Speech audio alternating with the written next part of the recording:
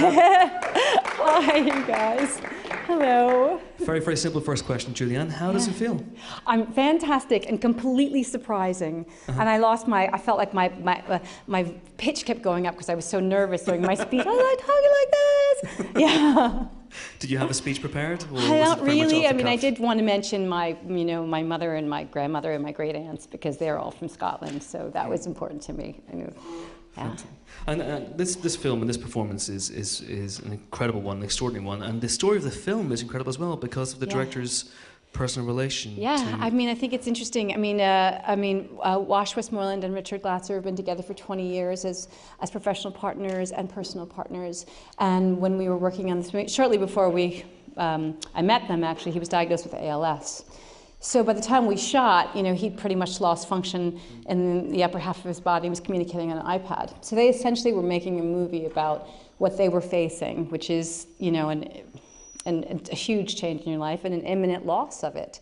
So, I mean, in a sense, we all know that's going to happen. But for them, I think it brought a sense of urgency to the movie, but also a real celebration of, who we love and what we want to do. Because when Richard was diagnosed, they talked about it, and, he said what he wanted to do was make movies because that was valuable to him.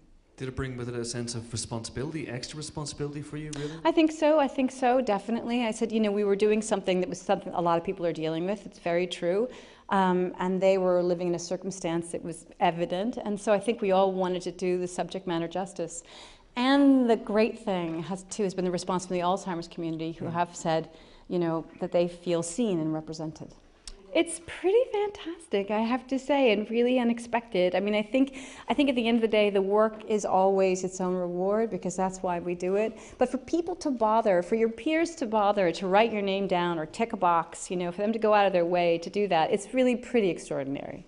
Well, I'll say, when I came here, I went to the Curzon the other day. We had a screening there, and I went into the lobby and I met these three individuals, Wendy and Gillian and Christopher, all of who are dealing with early onset Alzheimer's disease. And they all were so articulate and eloquent about what their experience has been and so enthusiastic about the film. And it was great. I mean, it was so great to talk to people one-on-one and just say, have them say, yes, that happened to me, or I understand that. And great to finally see it in a movie because I think there's a great deal, I think people feel marginalized and ashamed and isolated and not seen. There's so much that's not known about Alzheimer's. So it's nice to, I'm an actor, films are entertainments, but it's also nice to it's also a place where we value who we are and what we love in our life. You know what? I haven't been to the Baftas often enough to tell you, what it was. Is it really? I think it's great. I love sharing this with Eddie Redmayne, who, I worked with years ago in Savage Grace. He was somebody who came in and he's kind of spoken about me fighting for him, and I'm like, I was doing myself a favor, not you. He came in and he was the best one. So it's wonderful to see him acknowledged in this way. It's a great night.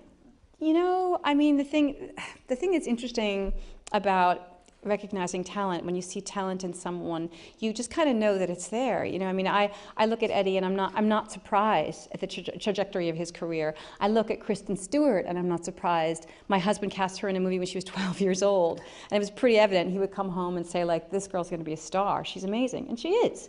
So it's funny how you see that. So you kind of sometimes as if actors are almost like fully born. You're like, oh yeah, and that's the way Eddie was.